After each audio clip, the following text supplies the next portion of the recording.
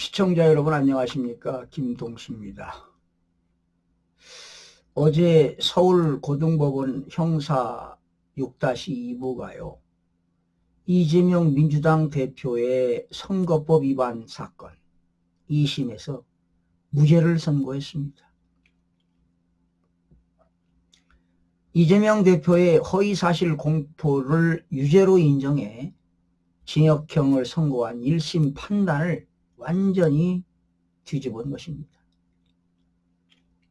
여러분, 1심에서 1년 징역과 2년 집행유예를 받았는데 2심에서 무죄를 선고했다고요? 기가 막힐 노릇입니다. 그 바람에 많은 애국시민들은 망연자실했습니다. 실망감과 좌절감에 휩싸였습니다. 이런 사건을 보면서 실패, 낙심, 실현, 상실, 분노, 낙담, 포기, 통탄, 개탄을 금할 수가 없습니다. 여러분, 1심은 지난 대선 때 이 대표가 고 김문기 성남도시개발공사 1처장 등과 해외에서 골프를 치지 않았다는 취지로 말한 것. 그리고 국토교통부 협박으로 백현동 개발부지 용도를 상향 조정했다고 말한 것을 허위사실로 판단했습니다. 아니, 김문기하고 골프도 치고 낚시도 하지 않았습니까? 응? 호주하고 뉴질랜드에서요. 그런데 김문기를 몰랐다? 그리고 국토교통부 협박으로 개발부지를 용도 4단계나 상향 조정했다고 말한 것은 허위사실 아닙니까? 그런데 2심은 이재명 대표의 발언이 주관적이거나 의견 표명이고 행위에 관한 발언으로 보기 어렵다고 이유를 무죄로 선고했습니다.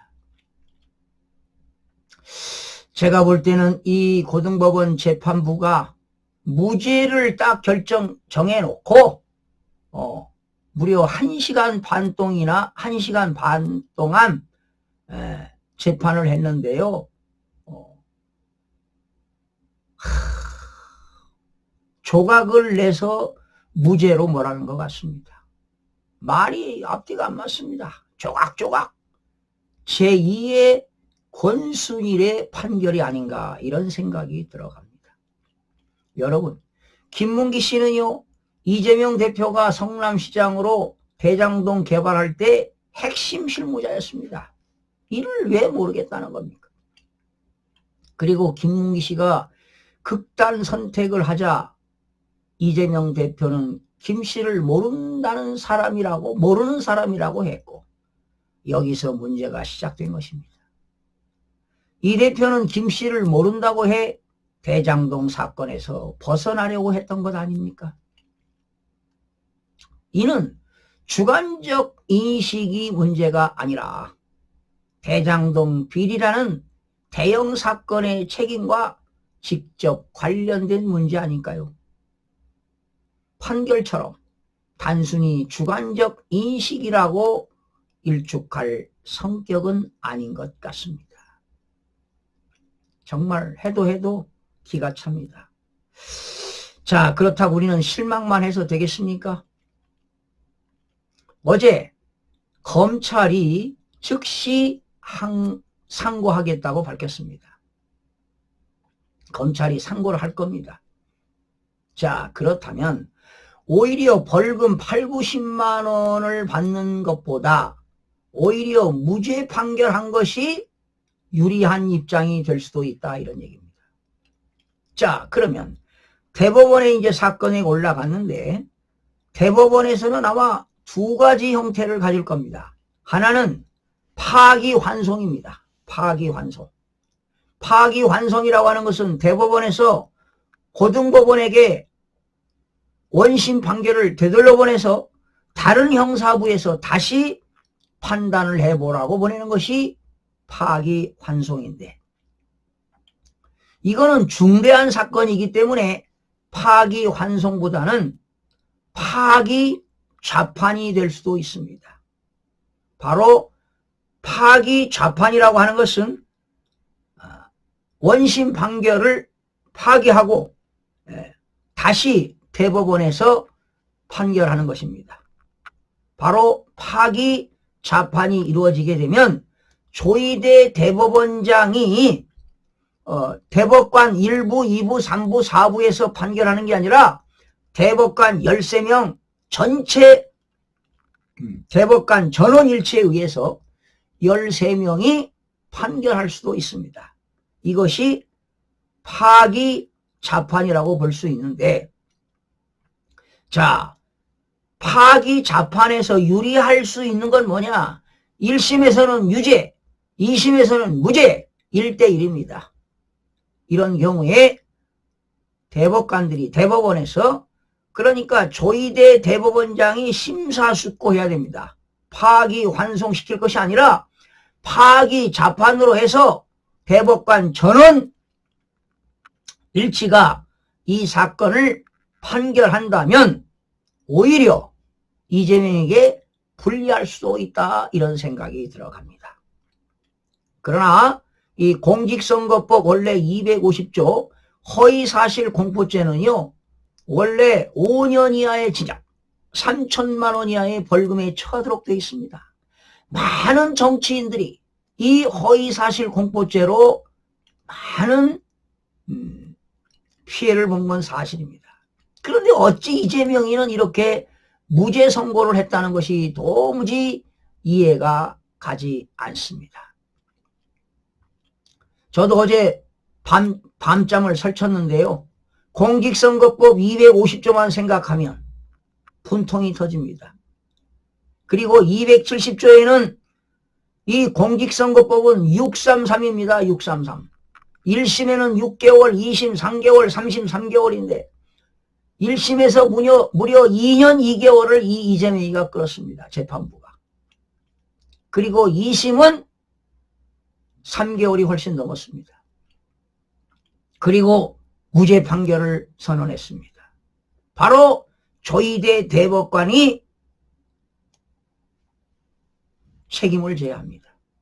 바로 대법관들이 전원일치로 해서 이 사건을 정확하게 판단해야 될 것으로 보입니다. 지금 법조계 관련된 사람들이 분노가 폭발하고 있습니다. 도저히 사법부를 믿을 수가 없다는 것 아니겠습니까? 그리고 또 여기에 관련된 판사가 누굽니까? 세 사람 있었죠. 판사 세 사람.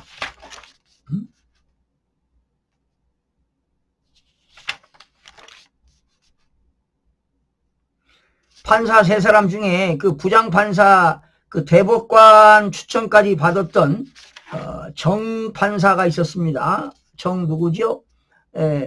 그분도 우리법연구회 출신이다, 이런 소식이 들리는데 뭐 그건 알 수가 없습니다만은, 자, 이런 판결이 과연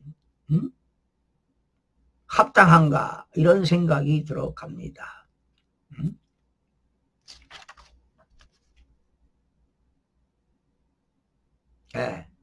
그렇죠. 이예슬 그 부장판사는 고향이 순천이고요. 정재호 부장판사는 광주지요. 그런데 이재명이가 한동안 나타나지 않고 갑자기 광주에 간 사실이 밝혀졌는데 도대체 광주에서 무엇을 했는지 말이죠. 그게 의심스럽다. 그러니 권순일 제2의 권순일 판결이 아닌가, 이런 의심이 가는 겁니다. 특히나 이 정재호 부장판사는 이 난 판결을 1시간 30분을 거쳐서 판결을 내렸단 말이죠. 이거는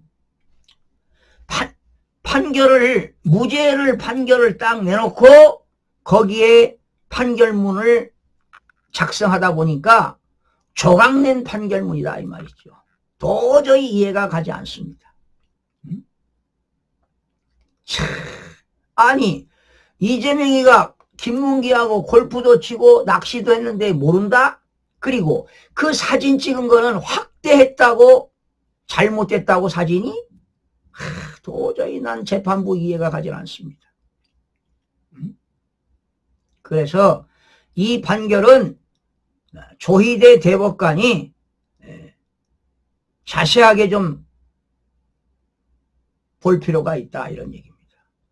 그래서 파기환송이 아니라 파기자판을 통해서 대법원에서 판결을 해야 될 것으로 봅니다.